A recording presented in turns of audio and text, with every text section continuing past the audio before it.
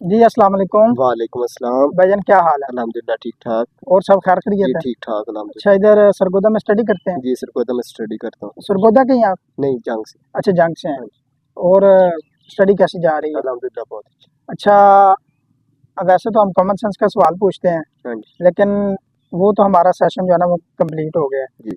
तो आप में कोई हिडन टैलेंट है? जी कुछ हो जाए, कोई सॉन्ग आता हो, कोई शेर आता हो, कोई इस तरह का कुछ भी। जी पंजाबी शेर सुना सकते। अच्छा, पंजाबी शेर सुना दे, कुछ सुना दे। जी कई मर के कौम दा ना कट देन, कई जमदन बोड़न काने, ते कई कौम दा वक्त इल्ताफ होंदे नल जो दी आप सिंजाने, ते सारे धाड़ दे मोरी नहीं होंदे चा जा तारीख चछाने, कोई एक का जमदा नसा दे विच जिथे करन शरीक भी माने। क्या बात। शुक्रिया। कोई और सुनाओ। और सुनो। उर्दू का सुना दे। नहीं नहीं, पंजाबी में सुना दे, कुछ अच्छा और सुना दे। कि तेरे किदे गए छप्पर काने दे ओ किदे गए दर्दी जाग दे, है यार। तेरे किदे गए छप्पर काने दे ओ किदे गए दर्दी जाग दे, तेरे किदे गए रोना खूहां दी ओ किदे गए धुएं आग दे, ते तेरे किदे गए उदण दे ढेर विरागी, तेरे किदे गए मोहरी वाग दे, पे रुलदी जफर बाजारां विच नेम डिठे वारिस पाग दे। हाय हाय हाय। क्या बात है। कोई और सुनाए।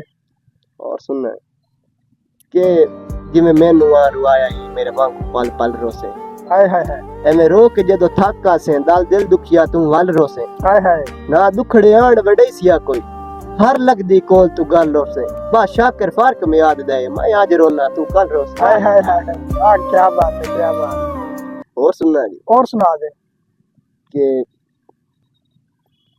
एक घर दे नाल ना पक्की वास आण के पक्खियां लाइयां, अच्छा पक्खियां दे विच एक सोहना जिहा छूर आई, अच्छा पक्खियां दे नाल जेड़े घर न बड़े खांदे पींदे घर दे आन, अच्छा। महलां नूं ना दे एक दिहाड़ो भीख मंगण वास्ते उन्हां दे घर ते अग्गू गया, नां दी एक नौजवान लड़की बाहर निकली। अच्छा। नौजवान लड़की जिसले बाहर निकली तो उस वेख्या तो पता है तुहानू पहली नजर च ओ फिदा हो गई, फिदा हो गई थी। प्यार हो गया। ते उस लड़के घर बन के सोचा ते जे सोचदा सोचदा आंदा पक्षी वास दे नाल जो प्यार करीवे पक्षी वास सदावना पौंदा है। हाय हाय। ओ पक्षियां पट के टोर वहिंदे उन्हां दे नाल भी जावना पौंदा है। हाय हाय हाय।